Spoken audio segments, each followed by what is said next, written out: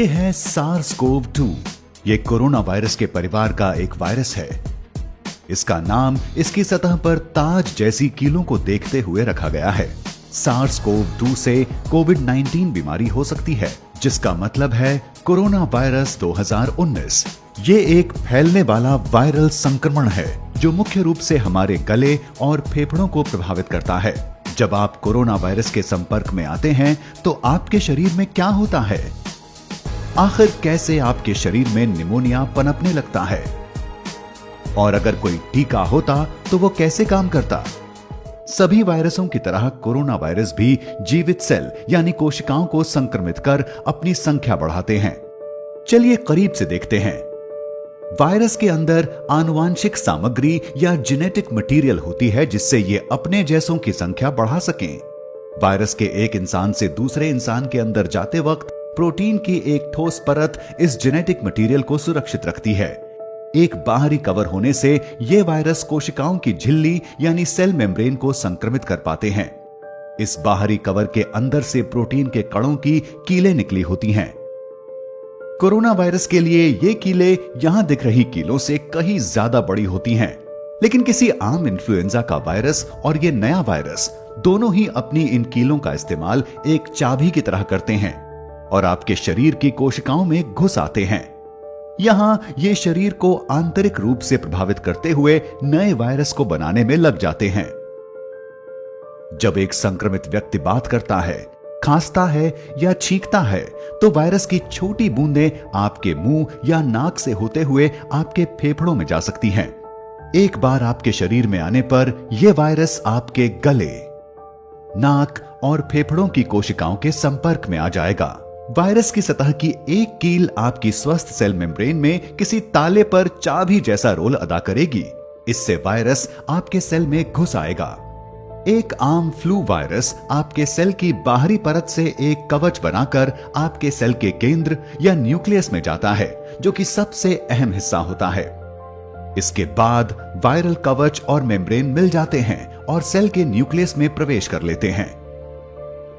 वहीं दूसरी तरफ कोरोना वायरस को किसी होस्ट सेल के न्यूक्लियस में प्रवेश करने की जरूरत नहीं होती। ये सीधे होस्ट सेल के राइबोसोम नाम के हिस्सों तक जा सकते हैं। राइबोसोम वायरस की जेनेटिक सूचना का इस्तेमाल करते हुए वायरल प्रोटीन बनाते हैं, जैसे कि वायरस की सतह पर रहने वाले कील। इसके बाद सेल के अंदर मौजूद एक पैकेजिंग आकृति इन कीलों को वेसिकल्स में ले जाती है, जो कि सेल की बाहरी परत यानी मेम्ब्रेन से मिल जाते हैं। वो सभी हिस्से जिनकी जरूरत एक नया वायरस बनाने के लिए होती है, वो आपकी सेल मेम्ब्रेन के ठीक नीचे इकट्ठे हो जाते हैं। फिर एक नया वायरस सेल मेम्ब्रेन से अलग होते हुए जन्म लेने लगता है। अब जब ये वायरस आपके शरीर में फैल रहा होता है तो कैसे आपको निमोनिया के लक्षण महसूस होने लगते हैं? इसके लिए हमें आपके फेफड़ों को देखना होगा।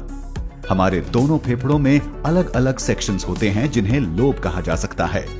आमतौर पर जब आप सांस लेते हैं तो हवा आपकी सांस की नली में आराम से घुसती है, जहां से ये बड़ी नलियों या ब्रोंकाई में जाती है और फिर पतली नलियों या ब्रोंकियोल्स में जाकर छोटी थैली जैसे आकार की एल्वियोलाई में जाती हैं। आपकी सांस का रास्ता और ये थैलियां लचीली होती हैं। जब आप सांस अंदर लेते हैं तो ये छोटे गुब्बारे की तरह फूलती हैं और जब आप सांस छोड़ते हैं तो ये पिचकती हैं। आपकी एल्वियोलाई के इर्द गिर्द खून की छोटी नलियां होती हैं। जो हवा आप अंदर लेते हैं उसका ऑक्सीजन आपकी खून की नलियों में जाता है। फिर आपके शरीर का कार्बन डाइऑक्साइड आपकी नलियों से निकलता है ताकि आपके सांस छोड़ने पर आपके फेफड़ों से ये बाहर निकल सके। आपकी सांस के रास्ते के ज्यादातर कीटाणु सांस की नली के अंदर मौजूद बलगम अपनी ओर खींच लेता है। एक स्वस्थ शरीर में बालों जैसे दिखने वाले सिलिया से ढकी नलियां ज्यादातर इस बलगम और कीटाणुओं को सांस के रास्ते बाहर फेंकती रहती हैं, जिससे आपको खांसी आती है। आमतौर पर आपका रोगों से लड़ने वाला सिस्टम उन वायरस और कीटाणुओं पर हमला करता है जो म्यूकस को पार कर आपकी एल्वियोलाई तक पहुंच जाते हैं। हालांकि अगर आपका रोगों से लड़ने वाला सिस्टम कमजोर हो गया है, जैसा कि कोरोना वायरस के मामले में हो जाता है, तो ये वायरस उन लड़ाकू सेलों को हरा देंगे और आपके ब्रोंकियोल्स और एल्वियोलाई में जलन महसूस होगी, क्योंकि आपका सिस्टम बढ़ते हुए वायरस से लड़ रहा होगा। इस जलन से आपके फेफड़ों में पानी जैसा भरने लगेगा, जिससे आपके शरीर के लिए जरूरत जितना ऑक्सीजन लेना मुश्किल हो जाएगा। आपको लोबार निमोनिया हो सकता है, जहां आपके फेफड़ों पर लोब का असर होता है, या आपको ब्रोंको निमोनिया हो सकता है, जिससे आपके फेफड़ों के कई हिस्सों पर असर पड़ेगा। निमोनिया से सांस लेने में तकलीफ हो सकती है, सीने में दर्द, खांसी, बुखार, ठंड लगना, सर दर्द, बदन दर्द और थकान जैसे लक्षण हो सकते हैं। इससे और गंभीर समस्याएं भी आ सकती हैं। जब सांस लेने में बहुत ज्यादा परेशानी हो तो सांस न आने का खतरा बढ़ सकता है, जहां आपको वेंटिलेटर नाम की एक मशीन पर निर्भर होना पड़ेगा। ये वो मशीनें हैं जो जानें बचा सकती हैं, और इस वक्त इसे बनाने वाली कंपनियां इनका उत्पादन तेजी से बढ़ा रही हैं।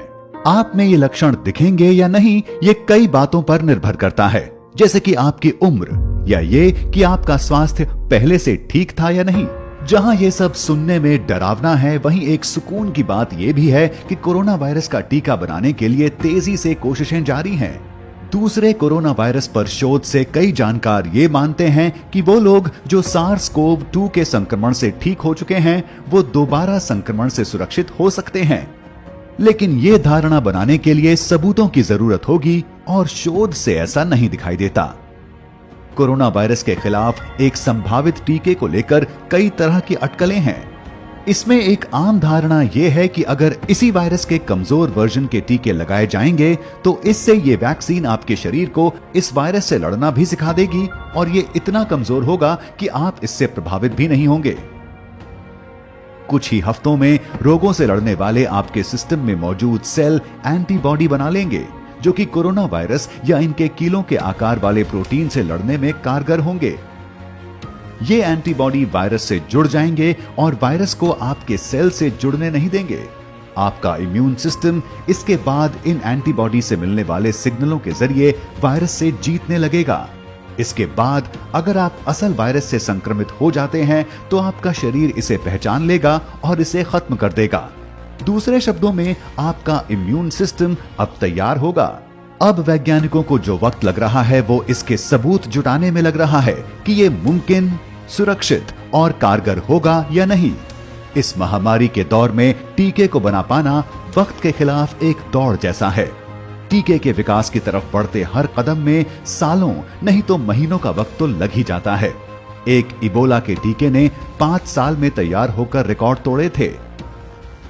आशा है कि कोरोना वायरस का टीका ये पिछला रिकॉर्ड तोड़ता हुआ 12 से 18 महीनों में तैयार हो जाएगा। इस सब में तो वक्त लगने वाला है, लेकिन अगर संभव हो तो आप घर में रहें और उन्हें बीमारी से दूर रखें जिन्हें खतरा ज्यादा है।